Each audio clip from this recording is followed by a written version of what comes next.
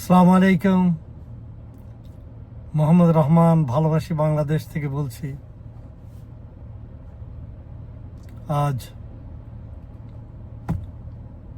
11 September 2025, Dhaka বিশ্ববিদ্যালয় ইসলামপন্থীদের জয় হয়েছে। ডাকসুতে যারা দেশের ও বাংলাদেশের উন্নতি চান তাদের জয় হয়েছে।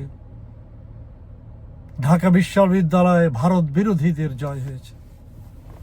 আলহামদুলিল্লাহ, এটা আল্লাহ শকর। আমরা সবাই এই শকরানা আদায় করি। এখন ইসলামপন্থীদেরকে কি করতে হবে? আনন্দে আত্মহারা হয়ে গেলে হবে না, আপনাদেরকে কাজ করতে হবে। ঢাকা বিশ্ববিদ্যালয় শুধু নয়, বাংলাদেশের সমস্ত বিশ্ববিদ্যালয়, বাংলাদেশের গলিচে গলিচে সমস্ত গ্রামে গঞ্জে, স্কুল কলেজ বিশ্ববিদ্যালয়, ইসলামপন্থীদের এখন অনেক কর্তব্য রয়েছে। আপনাদেরকে দেশকে ঠিক করতে হবে, চাঁদাবাজি মুক্ত করতে হবে। দেশকে ভারতের যারা লেসপেন্সার, ভারতের যেসব সমস্ত সন্ত্রাসী, তাদেরকে আপনাকে আইনের আওতায় আনতে হবে এবং এইসব আইনের আওতায় আনার জন্য আপনাদেরকে সংঘবদ্ধ হতে হবে এবং জনগণের কাছে আপনাদের যেতে হবে। জনগণের কুশল বিনিময় করবেন, জনগণের সাথে ভালো ব্যবহার করবেন, দাম্ভিক হবেন না। জনগণের সাথে এইভাবে চলবেন যেইভাবে ডাকসু সাদেক বিএনপির যে ছাত্র দলের নেতা যিনি হেরে গেছেন তাকে জড়িয়ে ধরেছেন, এইভাবে আপনারা জনগণকে জড়িয়ে ধরবেন। তারপর আপনাদেরকে বলি, আপনারা সতর্ক থাকেন, কারণ ভারত এবং আওয়ামী লীগ বাকশালী এরা বসে নেই। এরা হাজার হাজার কোটি টাকা ডিজিএফআই এবং বাংলাদেশ দ্রোহী এই সেনাবাহিনীর ভিতরে যারা আছে তাদেরকে দিয়ে এসব ষড়যন্ত্র করছে। আমাদের বাংলাদেশের সেনাবাহিনীর ভাইদেরকে আমরা বলবো, আপনারাও এগিয়ে আসেন, দেশকে ভালোবাসেন। এখন প্রধান কর্তব্য হচ্ছে ইসলামপন্থীদের। আপনারা আল্লাহর উপর ভরসা করবেন। সেই দিন দেখলাম হিফাজত ইসলামের একজন আলেম, আমি ওনার নাম বলবো না, উনি বলছেন বিএনপির সাথে আমরা মিশতে রাজি আছি। ভয় পেয়ে গেছেন? আল্লাহর কাছে আপনারা আত্মসমর্পণ করেন না, আল্লাহ আপনাদেরকে বিজয় দেয়, আর আপনারা গিয়ে বিএনপি ভারতের কোলে বসতে চান। মাওলানা সাহেব আপনার নাম বললাম না, আপনি উলট পালট কেন বারবার করেন?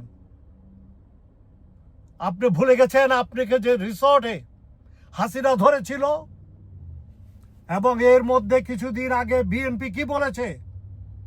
আপনাদেরকে সন্ত্রাসবাদী মোল্লা এবং মৌলবাদী, আপনি আবার তাদের কোলে বসতে চান? মাওলানা সাহেব, লজ্জা থাকা উচিত।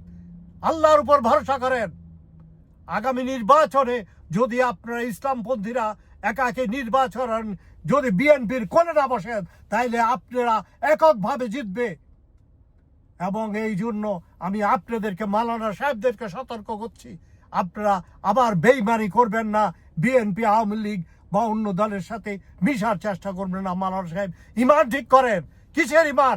খালি দাড়ি টুপি নামাজ পড়লে ইমান? ইমানের বহু জায়গা আছে। আপনারা মনে করছেন খালি মসজিদে, মাদ্রাসা আর ইয়েতে আরম্ভ করে ফরজ নামাজের পরে কোন দোয়া পড়লে কি হবে? আরে দেশের মানুষ লুটপাট, দেশকে লুটপাট করে নিয়ে যাচ্ছে ভারত। আপনারা খালি এইসব ওয়াজ মাহফিল দিয়ে আপনারা মনে করেছেন ইসলাম কবুল হয়ে যাবে। ওয়াজ মাহফিল দিয়ে ইসলাম কবুল হবে না। আপনাকে ইসলামের জন্য কাজ করতে হবে, দেশে জনগণের জন্য কাজ করতে হবে, জনগণকে ভালোবাসতে হবে, জনগণের কাছে যেতে হবে। যারা আপনাদের দলে নয়, আপনারা তাদের বিরুদ্ধে যাবেন। সবাই দেশের মানুষ, সবাই আপনার দেশের, আপনার প্রিয় লোক, সবাইকে আপনারা করবেন। হেফাজত ইসলাম হলে, শুধু জামাত ইসলাম হলে আপনি তাদেরকে উপকার করবেন, বাকিদেরকে উপকার করবেন না। এই ধরনের মন মানসিকতা থেকে আপনারা সরে আসেন। আমি আপনাদেরকে ভালো করে বলছি, আমি বহু জামাতি জানি, বহু হেফাজত ইসলামী জানি।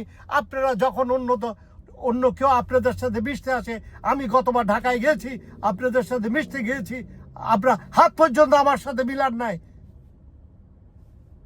এবং আমি হাত আগিয়ে দিয়েছি। আপনাদের এই সমস্ত মানসিকতা আপনারা দূর হন, আপনারা মানসিকতাকে ঠিক করেন, সত্যকার ইসলামকে বুঝার চেষ্টা করেন। আমরা আপনাদের পক্ষে আছি।